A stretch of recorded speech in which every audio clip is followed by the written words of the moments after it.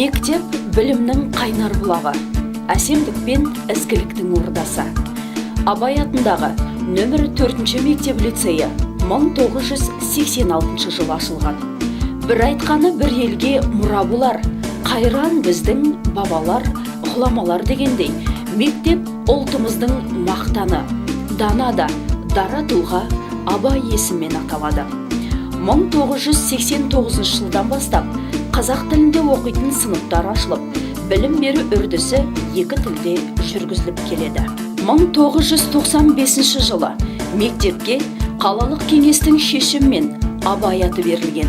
Мектепке 1986-2012 жылдары Қазақстан Республикасының еңбек сіңірген мұғалімі, Қазақстан Республикасының білім берусінің үздігі, Сәтпаев қаласының құрметті азаматы, Ыбырай Алтынсарин белгісінің иегері, ұлағатты ұстаз, іскер басшы Дәкәрімова Майя Дәкәрімқызы басшылық етті. 2012 жылдың қыркүйек айынан бастап мектеп директоры қызметін талантты, ізденімпаз басшы Жаппасова Гүлмира Алпыспай қызы атқарып келеді. Мектепте оқушылардың жан-жақты білім алуына, спортпен шұғылдануына, әсемдік пен әдемілікті түсініп, эстетикалық талғамның өсуіне толық мүмкіндік жасалған. Абай атындағы нөмір 4 мектеп лицей ұжымы 2000-2001 оқу жылынан бастап мәдени-этникалық білім беру кеңістігінде көп мәдениетті тұлғаны қалыптастыру проблемасымен эксперимент ретінде жұмыс істеді. Мектепте жан-жақты дамыған көп мәдениетті тұлғаны қалыптастыру моделі жасалып, мектеп лицейде оқитын әр ұлт өкілдерінің Қазақстан халқы мектептік ассамблеясы құрылып, көп мәдениетті тұлғаны қалыптастыруға бағытталды. 2003 жылы этнопедагогика, Абай тану кабинеттері жасақталды. Кабинетте Абай мұралары молынан жинақталған. Ақынның ата-тегі, туған жері, балалары мен оның ұрпақтары жайлы жабдықталған стендтердің мазмұндылығы ерекше. Абай Құнанбаевтың шығармалары, қара сөздер мен афоризмдер туралы материалдарда бай әрі жан-жақты. Кабинет ақынның шығармашылығына арналған кітаптармен толық қамтамасыз етілген. Сонымен қоса, рухани жаңғыру бағдарламасы аясында Астана қаласының 20 жылдығы, Сәтпаев қаласының 45 жылдық мерейтойына арналып, қазақтың ұлы ақыны Абай атамызға арналып мұражай ашылды. 30 жылдық тарихы бар Абай мектебінде Абай мұражайының болуы заңдылық. Интеллектум сыныбы білім беру мен тәрбиелеуді қосымша ойын бағыты шешу жолдарын қарастыруға негізделген. Ой-өрісті дамытуға арналған топтық ойындар балаларға ұйымдасып жұмыс істеуді үйретеді.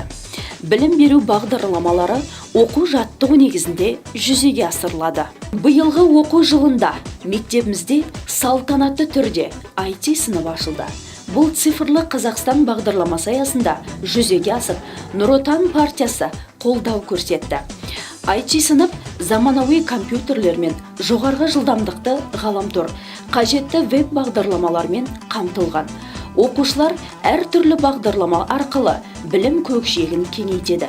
Түрлі компьютерлік ойындар сабаққа қажетті бағдарламалар құрастырады және болашақ инженерлері веб-дизайн, робототехника, модельдеу ісін меңгеріп шығады. Мектеп түлектері алыс жақын шетелдерде білім алып, бүгінгі күні республикамыздың әр жерінде қызметтер атқаруда.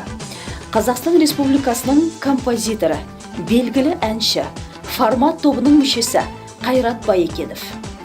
Сонымен қатар, Қазақстандағы 100 жаңа есім жобасы аясында әр оқушының өзі оқитын мектебінің түлектерін зерттеп, мектеп мақтаныштарын анықтау, түлектер тақтасын дайындау, туған жерге тағзым, яғни тарихи саяхат жұмыстарын жүргізу болып табылады. Сонымен қатар, мектебіміздің түлегі хабар арнасының продюсері, журналист Егенберді Ысқақ Дүйсенбайұлы. Мектеп лицейде фитодиетті жылыжай 2018 жылдың мамыр айында орнатылды. 24 метр шаршыны құрайтын жылыжай гидроподты өсімдіктерді өсіруге арналған. Жылыжай жұмысы 5-11 сыныптарда жаратылыстану пәндерінде сабақтар өткізуге, әлеуметтік пайдалы жұмыстар ұйымдастыруға, сыныптан тыс эксперименттік ғылыми зерттеу жұмыстарын атқаруға бағытталған. Бұл жобаның негізгі мақсаты фитодиодты жарықтандыруды пайдалану арқылы көкөніс өнімдерін өсіріп, мектеп асханасында пайдалану.